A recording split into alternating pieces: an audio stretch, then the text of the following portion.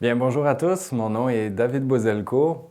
Je suis ici en fait pour vous parler de la fête de Noël et plus particulièrement en fait de tout le temps qui prépare en fait la fête de Noël, qui est le temps de l'Avent.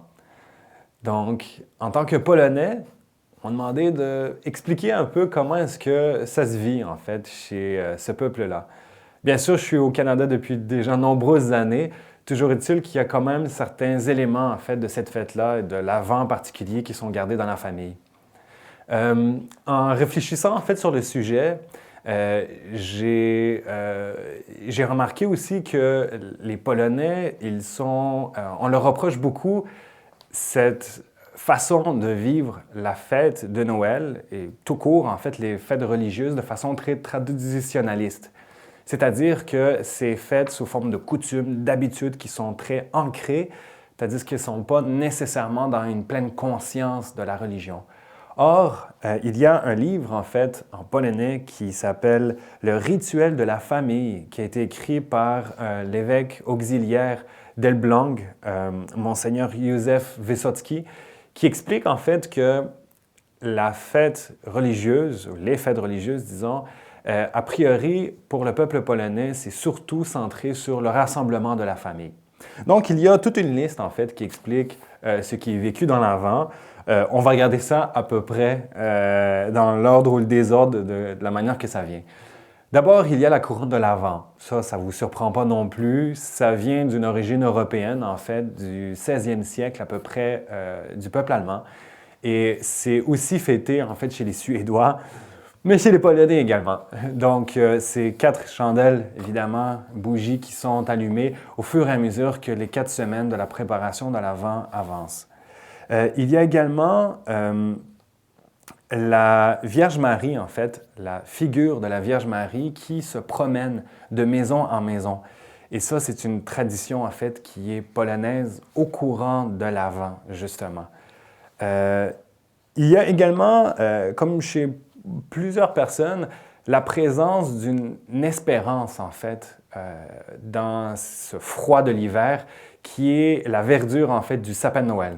Et donc, c'est surtout un sapin qui est naturel. Ce n'est pas des chandelles qu'on met dessus, évidemment, aujourd'hui, mais également des ornements, en fait, qui nous rappellent, a priori, la fête de Noël.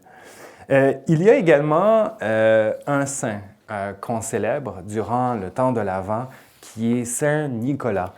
Saint Nicolas, en fait, est la représentation polonaise du Père Noël. Donc, le Père Noël Coca-Cola, en fait, c'est plus ou moins rendu avec le temps, mais a priori, même encore dans les écoles de tradition polonaise ici, le samedi matin de 9 h à midi, j'ai déjà vécu l'expérience, c'est Saint-Nicolas, en fait, qui arrive avec une grosse poche, en fait, de cadeaux. Donc, c'est surtout, en fait, le partage qui vient d'une inspiration catholique, en fait. Il y a également la fête de Noël en soi. Comment est-ce qu'elle est vécue? D'abord, elle est précédée par un moment de récollection. Donc, à ces moments-là, on va voir dans toutes les paroisses polonaises des récollections où les pères franciscains, c'est eux en fait qui s'occupent des paroisses, des missions ici au Canada, à Montréal particulièrement, qui invitent souvent des missionnaires de l'extérieur, beaucoup d'Afrique en fait, qui viennent parler de la fête de Noël. La fête de Noël, en fait, débute à l'Avent, mais également à la veille de Noël.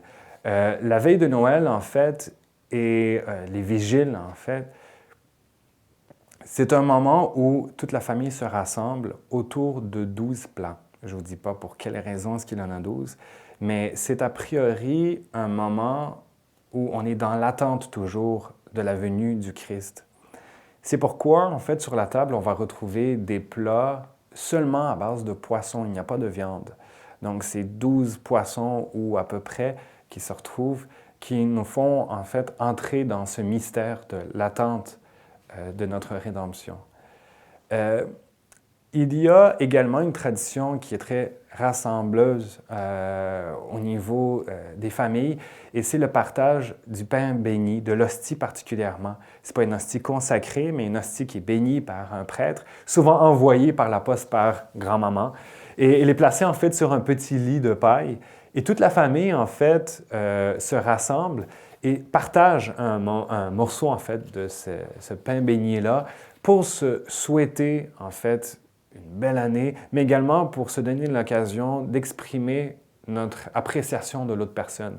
Et c'est souvent à ce moment-là qu'il y a beaucoup de rires et également beaucoup de larmes, où on prend la peine de dire à l'autre comment on l'aime et également se rendre compte comment est-ce que les gens autour de nous nous aiment.